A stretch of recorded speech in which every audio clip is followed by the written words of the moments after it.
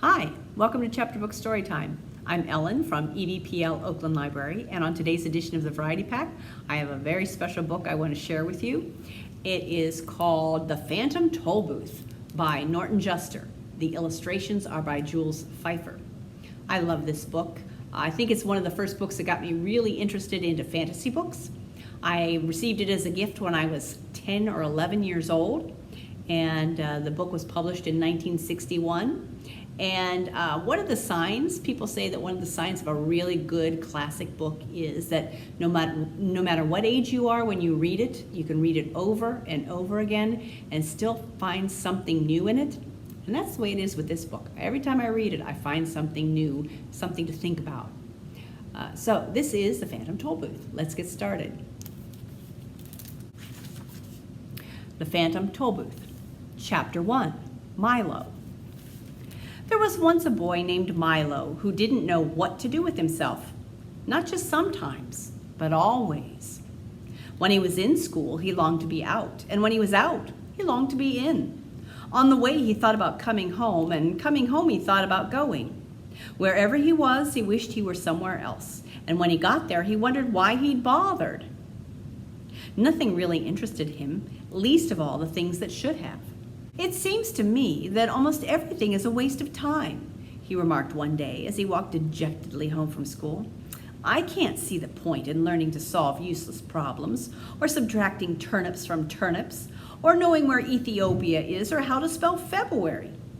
And, since no one bothered to explain otherwise, he regarded the process of seeking knowledge as the greatest waste of time of all. "And worst of all," he continued sadly, "there's nothing for me to do, nowhere I'd care to go, and hardly anything worth seeing."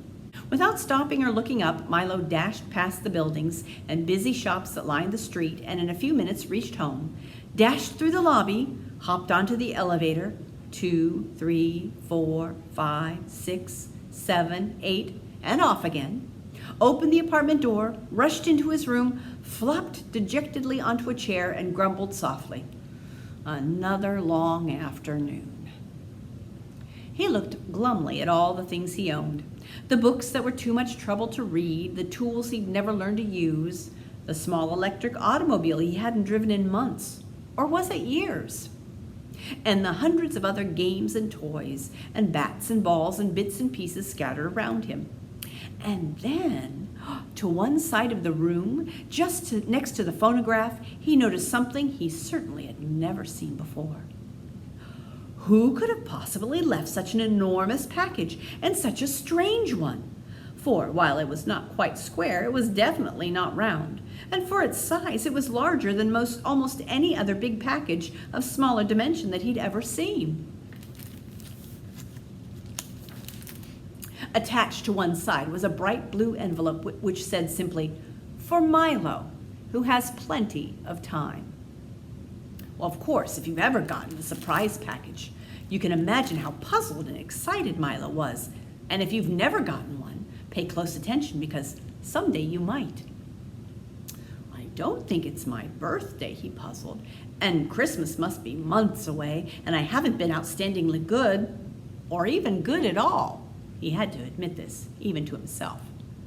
"Most probably I won't like it anyway, but since I don't know where it came from, I can't possibly send it back." He thought about it for quite a while and then opened the envelope, but just to be polite.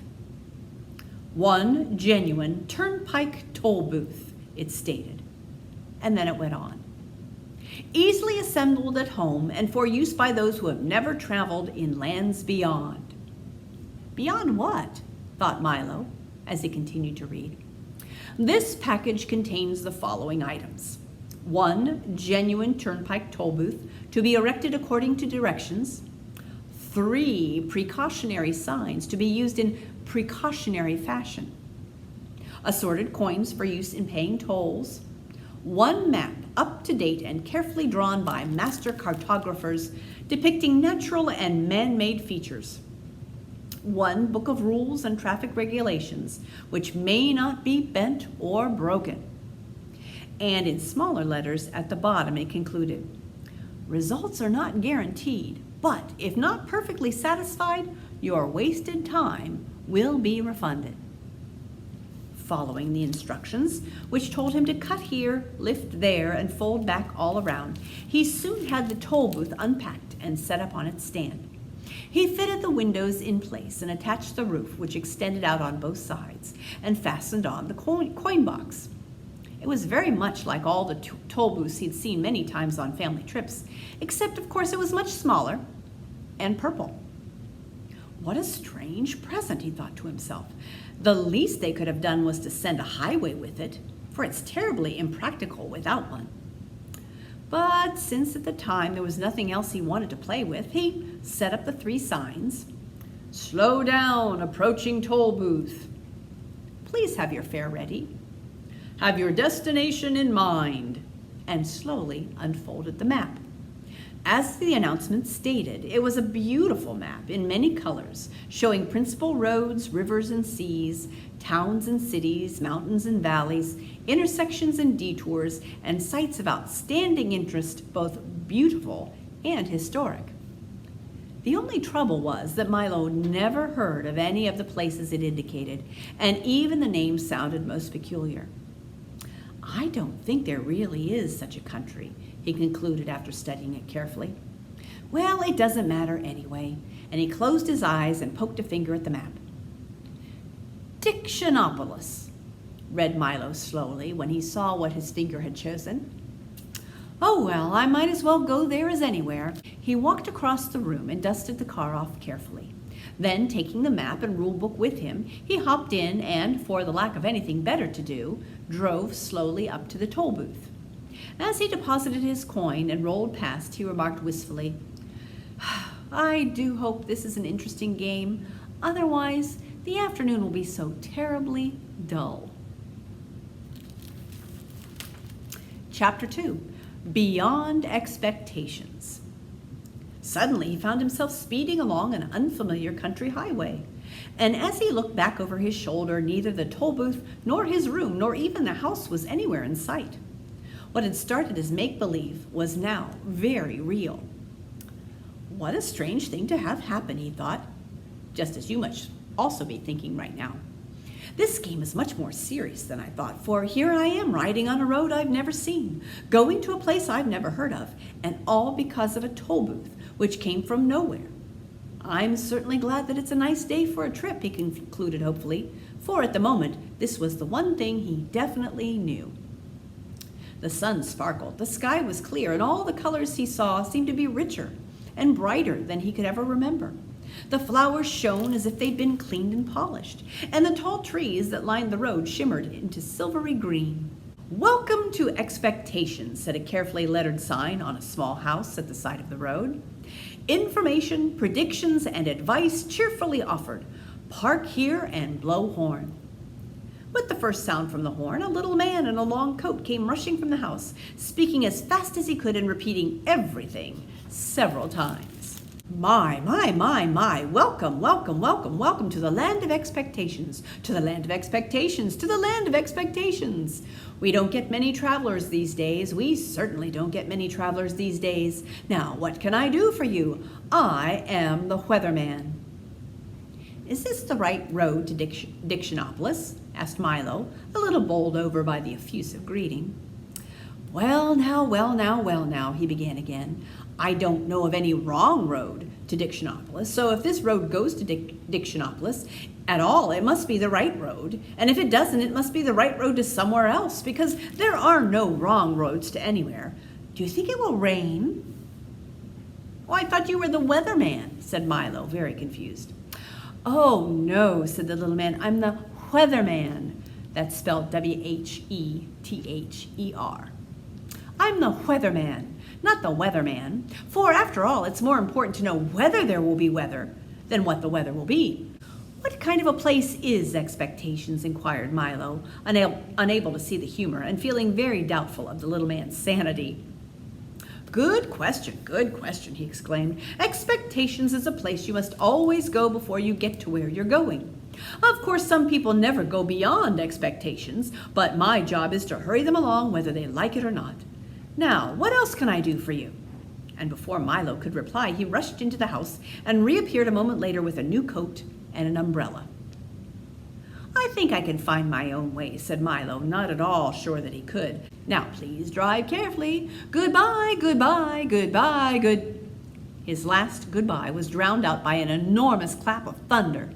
And as Milo drove down the road in the bright sunshine, he could see that the weatherman was standing in the middle of a fierce cloudburst that seemed to be raining only on him. The road dipped now into a broad green valley and stretched toward the horizon. The little car bounced along with very little effort, and Milo had hardly to touch the accelerator to go as fast as he wanted. He was glad to be on his way again. As he drove along the peaceful highway, he soon fell into daydreaming and paid less and less attention to where he was going. In a short time, he wasn't paying any attention at all, and that is why, at a fork in the road, when the sign pointed to the left, Milo went to the right, along a route which looked suspiciously like the wrong way. Things began to change as soon as he left the main highway. The sky became quite gray, and along with it, the whole countryside seemed to lose its color and assume the same monotonous tone. Everything was quiet, and even the air hung heavily. The birds sang only gray songs, and the road wound back and forth in an endless series of climbing curves. Mile after mile after mile after mile he drove, and now gradually the car went slower and slower until it was hardly moving at all. It looks as though I'm getting nowhere, yawned Milo, becoming very drowsy and dull. I hope I haven't taken a wrong turn. Mile after mile after mile, and everything became grayer and more monotonous.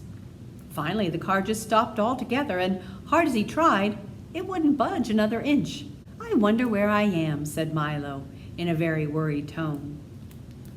You're in the Doldrums, wailed a voice that sounded far away. He looked around quickly to see who had spoken. No one was there, and it was quiet and still as one could imagine. Yes, the Doldrums, yawned another voice, but he still saw no one. What are the Doldrums? He cried loudly and tried very hard to see who would answer this time. The Doldrums, my young friend, are where nothing ever happens and nothing ever changes. This time the voice came from so close that Milo jumped with surprise, for sitting on his right shoulder, so lightly that he hardly noticed, was a small creature exactly the color of his shirt. Allow me to introduce all of us, the creature went on. We are the Lethargarians at your service. Milo looked around and, for the first time, noticed dozens of them, sitting on the car, standing in the road, and lying all over the trees and bushes. They were very difficult to see because whatever they happened to be sitting on or near was exactly the color they happened to be. Each one looked very much like the other, except for the color, of course. And some even looked more like each other than they did like themselves. I'm very pleased to meet you, said Milo, not sure whether or not he was pleased at all. I think I'm lost. Can you help me, please? Don't say think, said one sitting on his shoe, for the one on his shoulder had fallen asleep. It's against the law. And he yawned and fell off to sleep too. No one's allowed to think in the Doldrums, continued the third, beginning to doze off. And as each one spoke, he fell off to sleep, and another picked up the conversation with hardly any interruption. Don't you have a rule book? It's Local Ordinance 175389-J. Milo quickly pulled the rule book from his pocket, opened to the page, and read Ordinance 175389-J. It shall be unlawful, illegal, unethical to think of thinking, surmise, presume, reason, meditate, or speculate while in the Doldrums. Anyone breaking this law shall be severely punished. That's a ridiculous law, said Milo, quite indignantly. Everybody thinks. We don't, shouted the Lethargarians all at once. And most of the time, you don't, said a yellow one sitting in a daffodil. That's why you're here. You weren't thinking. You weren't paying attention either. People who don't pay attention often get stuck in the Doldrums. And with that, he toppled out of the flower and fell snoring onto the grass. Well, If you can't laugh or think, what can you do? There's lots to do. We have a very busy schedule. And if we stopped to think or laugh, we'd never get nothing done. You mean you'd never get anything done, corrected Milo. Oh, we don't want to get anything done, snapped another angrily. We want to get nothing done, and we can do that without your help. Tell me, he yawned, for he felt ready for a nap now himself. Does everyone here do nothing? Everyone but that terrible watchdog, said two of them, shuddering in chorus. He's always sniffing around to see that nobody wastes time, and a most unpleasant character. The watchdog? Milo said quizzically. The watchdog! Shouted another, fainting from fright, for racing down the road, barking furiously and kicking up a great cloud of dust, was the very dog of whom they had been speaking. Run! Wake up! Run! Here he comes! The watchdog! Great shouts filled the air as the Lethargarians scattered in all directions and soon disappeared entirely. Exclaimed the watchdog as he dashed up to the card, loudly puffing and panting. Milo's eyes opened wide, for there in front of him was a large dog with a perfectly normal head, 4 feet and a tail, and the body of a loudly ticking alarm clock. What are you doing here? Growled the watchdog. Oh, just killing time, replied Milo apologetically. You see, killing time, roared the dog so furiously that his alarm went off. It's bad enough wasting time without killing it. And he shuddered at the thought. Why are you in the Doldrums anyway? Don't you have anywhere to go? I was on my way to Dictionopolis when I got stuck here, I explained Milo. Can you help me? Help you? You must help yourself, the dog replied, carefully winding himself with his left hind leg. I suppose you know why you got stuck. I guess I just wasn't thinking, said Milo. Precisely, shouted the dog as his alarm went off again. Now you know what you must do. I'm afraid I don't, admitted Milo, feeling quite stupid. Well, continued the watchdog impatiently, since you got here by not thinking, it seems reasonable to expect that in order to get out, you must start thinking. And with that, he hopped into the car. Do you mind if I get in? I love automobile rides. Milo began to think as hard as he could, which was very difficult since he wasn't used to it. He thought of birds that swim and fish that fly. He thought of yesterday's lunch and tomorrow's dinner. He thought of words that begin with J and numbers that end in 3. And as he thought, the wheels began to turn. We're moving! We're moving! He shouted happily. Keep thinking, scolded the watchdog. The little car started to go faster and faster as Milo's brain whirled with activity, and down the road they went. In a few moments, they were out of the Doldrums and back on the main highway. All the colors had returned to their original brightness, and as they raced along the road, Milo continued to think of all sorts of things, of the many detours and wrong turns that were easy to take, and how fine it was to be moving along, and most of all, of how much he could be accomplished with just a little thought. And the dog, his nose in the wind, just sat back, watchfully ticking. Here's an illustration of the watchdog, made by Jules Pfeiffer. That's the watchdog. Soon Milo and the watchdog come to the city of Dictionopolis. Lucky for them, it's market day. All the words in the world come from Dictionopolis. They're grown right there in their orchards. Did you know that? I didn't. People come to Dictionopolis to buy, sell, and trade words. Chapter 4, Confusion in the Marketplace. As they approached, Milo could see crowds of people pushing and shouting their way among the stalls, buying and selling, trading and bargaining. Huge wooden-wheeled carts streamed into the market square from the orchards, and long caravans bound for the 4 corners of the kingdom made ready to leave. Sacks and boxes were piled high, waiting to be delivered to the ships that sailed the sea of knowledge, and off to one side a group of minstrels sang songs to the delight of either those too young or too old to engage in trade. But above all the noise and tumult of the crowd could be heard the merchants' voices loudly advertising their products. Get your fresh picked ifs, ands, and buts. Hey-ya, hey-ya, hey-ya, nice ripe wheres and whens. Juicy, tempting words for sale. Milo and Tock wandered up and down the aisles, looking at the wonderful assortment of words for sale. There were short ones and easy ones for everyday use, and long and important ones for very special occasions, and even some marvelously fancy ones packed in individual gift boxes for use in royal decrees and pronouncements. Step right up, fancy best quality words right here, announced one man in a booming voice. Step right up. Ah, what can I do for you, little boy? How about a nice bag full of pronouns? Or maybe you'd like our special assortment of names? Milo had never thought much about words before, but these looked so good that he longed to have some. Look, Tock, he cried. Aren't they wonderful? They're fine if you have something to say, replied Tock in a tired voice, for he was much more interested in finding a bone than in shopping for new words. Maybe if I buy some, I can learn how to use them, said Milo eagerly, as he began to pick through the words in the stall.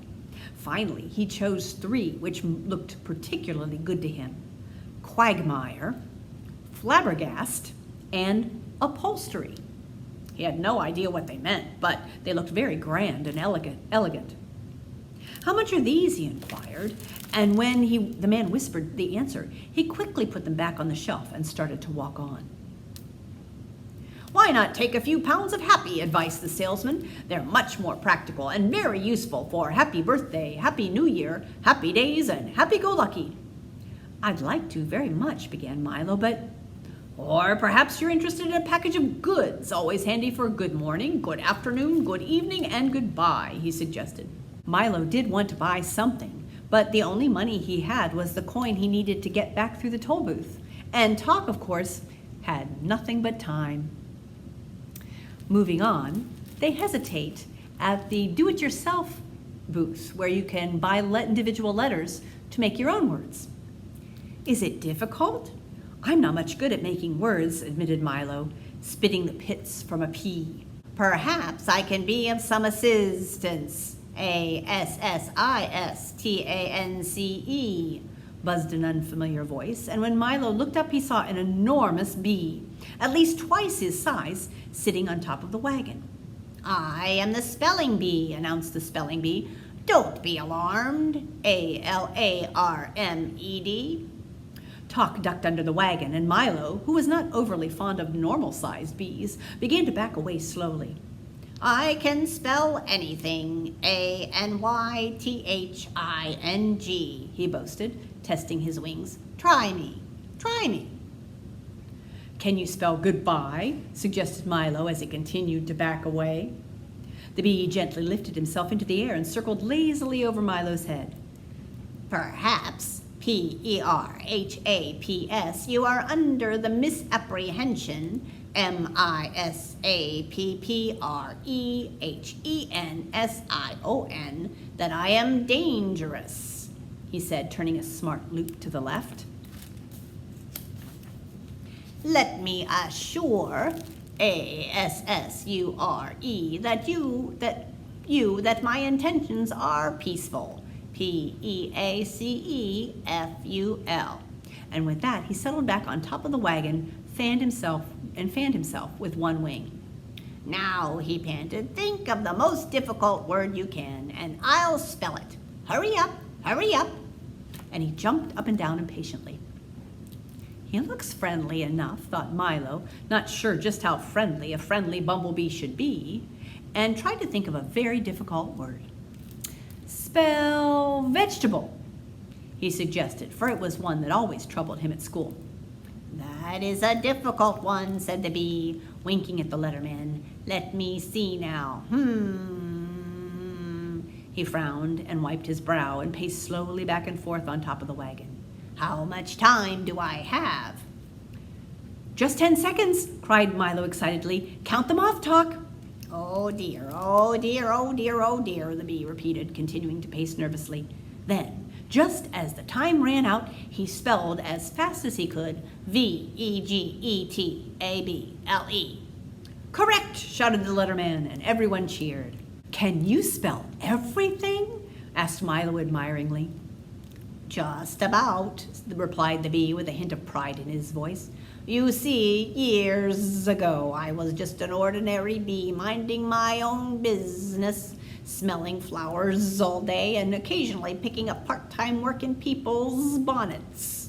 Then one day I realized that I'd never amount to anything without an education, and being naturally adept at spelling, I decided that... "Balderdash!" shouted a booming voice, and from around the wagon stepped a large beetle-like insect dressed in a lavish coat, striped pants, checked vest, spats, and a derby hat. "Let me repeat, balderdash!" he shouted again, swinging his cane and clicking his heels in midair. "Come now, don't be ill-mannered. Isn't someone going to introduce me to the little boy?" "This," said the bee with complete disdain, "is the Humbug, a very dislikable fellow." Here's a picture of the Humbug. And, I've got to show you the spelling bee. He is very huge, and that's Milo.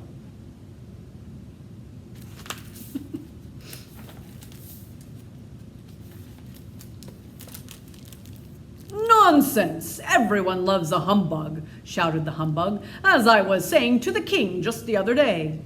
"You've never met the king," accused the bee angrily. Then, turning to Milo, he said, "Don't believe a thing this old fraud says." "Bosh!"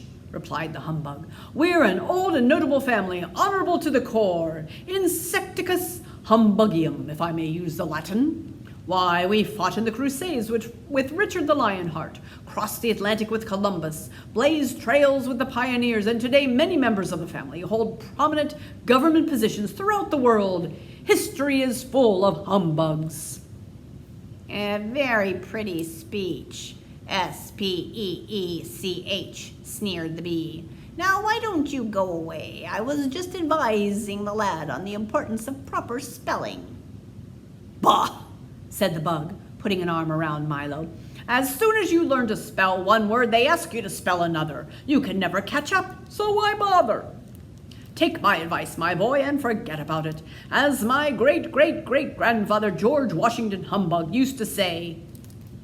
"You, sir," shouted the bee very excitedly, "are an impostor, IMPSTOR, who can't even spell his own name." "A slavish concern for the composition of words is the sign of a bankrupt intellect," roared the Humbug, waving his cane furiously. Milo didn't have any idea what this meant, but it seemed to infuriate the spelling bee, who flew down and knocked off the Humbug's hat with his wing. "Be careful!" shouted Milo as the bug swung his cane again, catching the bee on the foot and knocking over the box of W's. "My foot!" shouted the bee. "My hat!" shouted the bug, and the fight was on. The spelling bee buzzed dangerously in and out of range of the Humbug's wildly swinging cane as they menaced and threatened each other, and the crowd stepped back out of danger. "There must be some other way to..." began Milo, and then yelled, "Watch out!" But it was too late. There was a tremendous crash as the Humbug, in his great fury, tripped into one of the stalls, knocking it into another. Then another, then another, then another, until every stall in the marketplace had been upset, and the words lay scrambled in great confusion all over the square. The bee, who had tangled himself in some bunting, toppled to the ground, knocking Milo over on top of him, and lay there shouting, "Help! Help! There's a little boy on me!" The bug sprawled untidily on a mound of squashed letters, and Tock, his alarm ringing persistently, was buried under a pile of words. It's pandemonium in the marketplace because all the words have been mixed up, so people are saying things like, "Done what you've looked," or asking, "Do going to we what are." All the words are mixed up, but soon they begin to clean up and everyone can talk normally again. The spelling bee has flown away, so it's just Humbug, Milo, and Tock that are there when the police arrive. But all of a sudden the Humbug says, "It was a little boy. Little boys are always causing trouble." And so Milo and Tock are arrested and taken deep, deep down into the city dungeon. And as the jail warden begins to close the door on their cell, he says, "Oh, watch out for the witch." "You know something, Tock?" Milo says, "You can get in a lot of trouble mixing up words or just not knowing how to spell them. If we ever get out of here, I'm going to make sure to learn all about them." "A very commendable ambition, young man," said a small voice from across the cell. Milo looked up, very surprised, and noticed for the first time in the half-light of the room a pleasant-looking old lady quietly knitting and rocking. "Hello," he said. "How do you do?" she replied. "You'd better be careful," Milo advised. "I understand there's a witch around here somewhere." "I am she," the old lady answered casually and pulled her shawl a little closer around her shoulders. "Don't be frightened," she laughed. "I'm not a witch. I'm a witch. W-H-I-C-H. Oh, said Milo, because he couldn't think of anything else to say. I'm faintly macabre, the not-so-wicked witch," she continued, "and I'm certainly not going to harm you." "What's a witch?" asked Milo, releasing Tock and stepping a little closer. "Well," said the old lady, just as a rat scurried across her foot, "I am the king's great aunt. For years and years I was in charge of choosing which words were to be used for all occasions, which ones to say and which ones not to say, which ones to write and which ones not to write. As you can well imagine, with all the thousands to choose from, it was a most important and responsible job. I was given the title of Official Witch, which made me very proud and happy." Faintly Macabre continues her story, telling how she ended up in the dungeon. And Milo grows very fond of this lady. He likes her. And so he tells her, "I don't think you're frightening," said Milo, and Tock wagged his tail in agreement. "I thank you very much," said Faintly Macabre. "You may call me Aunt Faintly." "Well, when I get out of here, I'm going to help you," Milo declared forcefully. "Oh, that's very nice of you," she replied, "but the only thing that can help me is the return of rhyme and reason." "The return of what?" "Rhyme and reason," she repeated. "But that's another long story, and you may not want to hear it." "Oh, we would like to very much," barked Tock. "We really would," agreed Milo, and as the witch rocked slowly back and forth, she told them the story. Long ago, this land was wild and untamed with all types of monsters and demons and beasts. Along came a young prince who tamed the land and named it the Kingdom of Wisdom. The king had 2 sons, and when they became old enough, he sent them out into the kingdom to found new cities. And so they did. One went south to the foothills of confusion and built Dictionopolis, the city of words. And one went north to the mountains of ignorance and built Digitopolis, the city of numbers. The 2 brothers were glad to go their separate ways, for they were by nature very suspicious and jealous. Each one tried to outdo the other, and they worked hard and diligently at it, that before long their cities rivaled even wisdom in size and grandeur. "Words are more important than wisdom," said one privately. "Numbers are more important than wisdom," thought the other to himself. And they grew to dislike each other more and more. The old king, however, who knew nothing of his son's animosity, was very happy in the twilight of his reign and spent his days quietly walking and contemplating in the royal gardens. His only regret was that he'd never had a daughter, for he loved little girls as much as he loved little boys. One day, as he was strolling peacefully about the grounds, he discovered the 2 tiny babies that had been abandoned in a basket under the grape arbor. They were beautiful golden-haired girls. The king was overjoyed. "They have been sent to crown my old age," he cried, and called the queen, his ministers, the palace staff, and indeed the entire population to see them.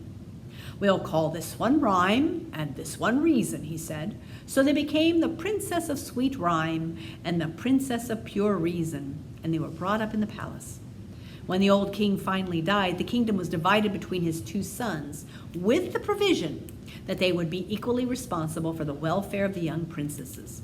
One son went south and became Azaz the Unabridged, king of Dictionopolis, and the other went north and became the Mathemagician, ruler of Digitopolis.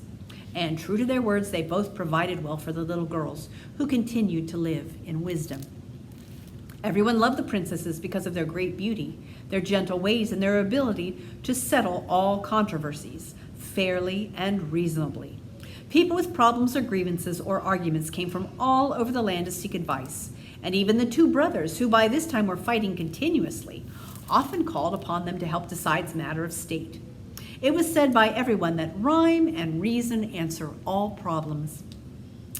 As the years passed, the two brothers grew farther and farther apart, and their separate kingdoms became richer and grander.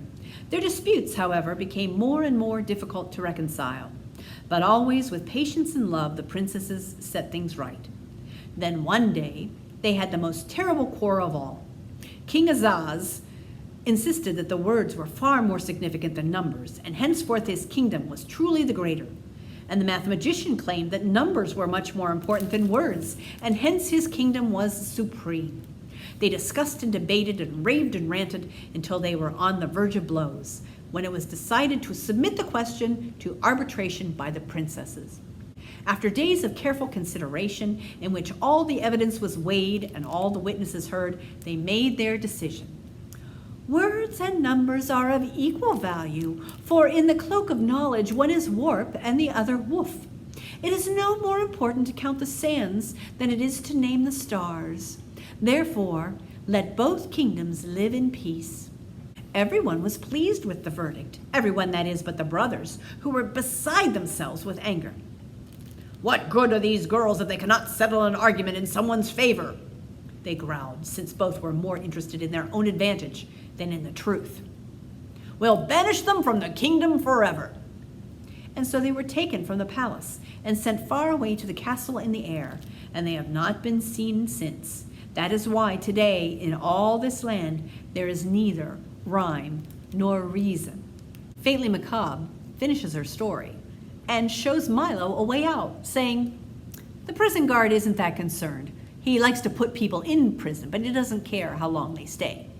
And so Milo and Tock leave the prison and are immediately invited to a banquet put on by King Azaz the Unabridged. While at the banquet, Milo comes up with the brilliant idea that he wants to go rescue Rhyme and Reason from the castle in the air. And so he offers it to the king, and the king takes him up on it. And so that's where this story is headed, a great quest to rescue the beautiful princesses from the castle in the air. And it's not without danger. As the Humbug puts it, "All we would have to do is travel thousands of miles of harrowing and hazardous countryside into unknown valleys and uncharted forests, past yawning chasms and trackless wastes until he reached Dictionopolis, if, of course, he ever reached there. Then he would have to persuade the mathematician to agree to release the little princesses, and of course he'd never agree to anything that you agreed with. And anyway, if he did, you certainly wouldn't agree to it. From there, it's a simple matter of entering the mountains of ignorance, full of perilous pitfalls and ominous overtones, a land to which many venture but few return, and whose evil demons slither slowly from peak to peak in search of prey. Then an effortless climb up a 2,000-step circular stairway without railings in a high wind at night to the castle in the air." He paused momentarily for breath and then began again. "After a pleasant chat with the princesses, all that remains is a leisurely ride back through the chaotic crags, whose frightening fiends have sworn to tear any intruder limb from limb and devour him down to his belt buckle. And finally, after the long ride back, a triumphal parade, if of course there is anything left to parade, followed by hot chocolate and cookies for everyone." The Humbug bowed low and sat down once again, very pleased with himself. Piece of cake, right? And so off they go on their quest to rescue Rhyme and Reason, Milo, Tock, and the Humbug, through perilous journeys, meeting all kinds of interesting characters that are a lot of fun. There's a lot of wordplay, a lot of number games, and it's just a really wonderful fantasy story. I hope you like it. We've read today The Phantom Toll Booth by Norton Juster with illustrations by Julius Pfeiffer. This has been Chapter Book Storytime. Thank you for joining me. Goodbye.